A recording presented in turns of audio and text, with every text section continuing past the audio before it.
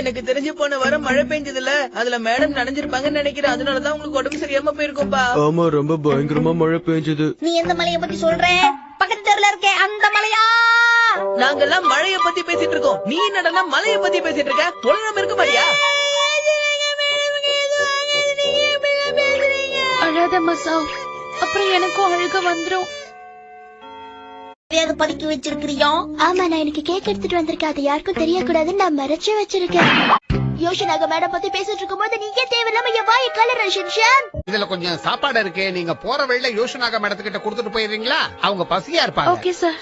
சூடு ஆறதுக்குள்ள கொடுத்துட்டீங்கன்னா ரொம்ப நல்லா இருக்கும். ஓடாமல் ஒரு நாளும் இருக்க வேண்டாம், ஒருவரையும் பொல்லாங்கு சொல்ல வேண்டாம், மாதாவை மதிக்காமல் இருக்க வேண்டாம். 10 பைசா செலவு பண்ணாம உடம்ப எப்படி குறைக்கணுங்கிற டெக்னிக்கா நான் தான் கத்து வச்சிருக்கேன். மிச்சி, உண்மையிலேயே நீ பெரிய புத்திசாலிதான். இந்த விஷயத்த நான் முதல்லயே பண்ணிருக்கணும். இருந்தா என்ன, இப்ப பண்ணுவோம்.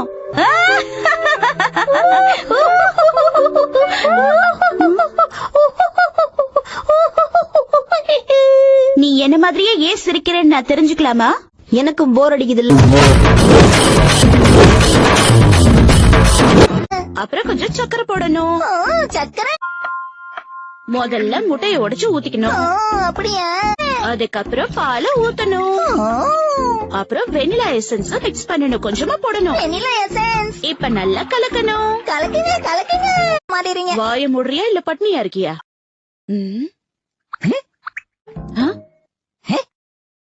ஆஹா, மறந்தே போயிட்டேன். எதை மறந்துட்டீங்க?